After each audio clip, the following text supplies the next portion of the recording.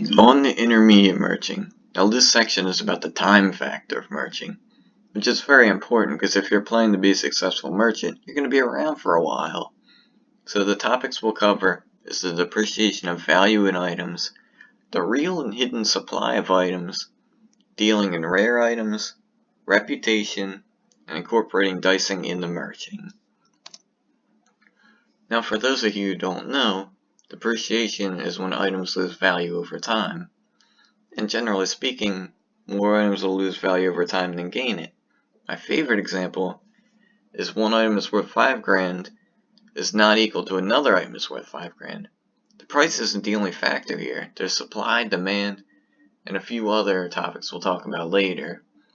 But you have to consider these things before you make a trade, because it could turn to a bad trade later or a good trade later. Now, if the supply of something increases, the demand will decrease, so keep that in mind for items that are still obtainable. And then there's also replacement items, like using fruitcakes instead of restos, or let's say skein rings instead of Garanok rings. They're new things that replaced the old one's function, or they're close enough to it. Now the real and hidden supply of items. Everything is not as it seems. You might have to do some digging around to find out the real information, because you can never truly know how much of an item is on a server. Now there can be out-of-market items, which can be added back at any time, like I add if somebody returns or sells something or whatnot, and they're usually from hoarded or banked items or returning players. Instability of prices on supply change. If somebody suddenly dumps 1,000 chests on the server, what's gonna happen? You just have to guess. I don't know. Just see how it works out. And you can use this to your benefit, because if somebody drops a lot of things like 1,000 chests, you can pick some up for cheap and hold them. Or if you have 1,000 chests, you can be a little bit creative and say that you have a few, and people will pay more because they'll think it's more of a time-sensitive thing.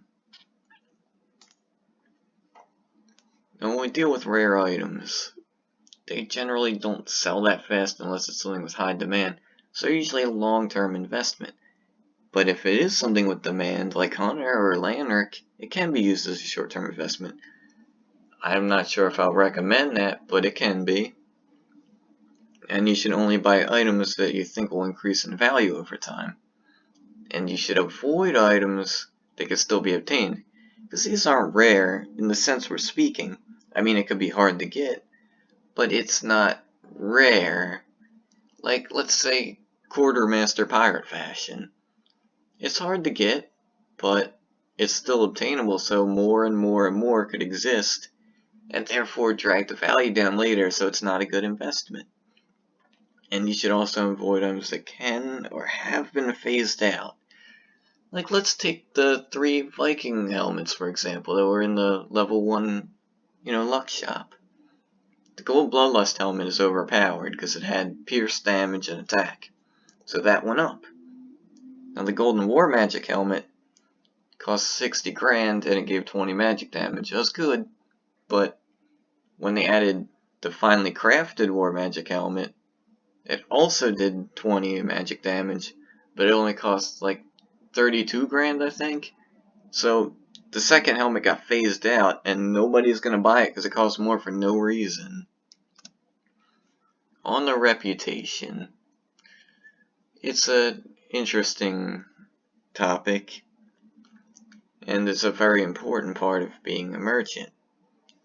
People with bad reputation don't have as many people to trade with because people will shut them out, and people with good reputation will have more people to trade with and more people that could help them out because they didn't do anything wrong and they're being helpful to the system.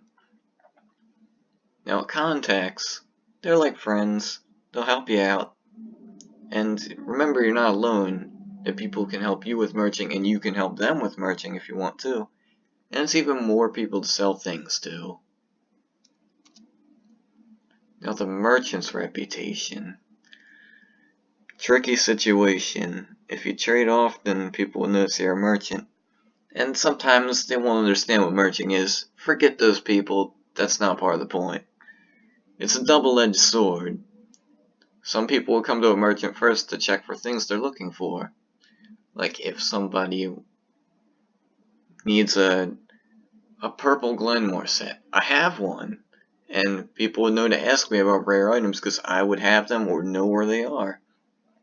But some people know what merchant does and how they buy items, and they might just want to skip the middleman and try and find somebody who's selling the item that's not a merchant. So, generally speaking, you want to keep your prices fair to keep people happy. Now, on the dicing and the basics of it. When you roll dice, it returns a number between 1 and 100.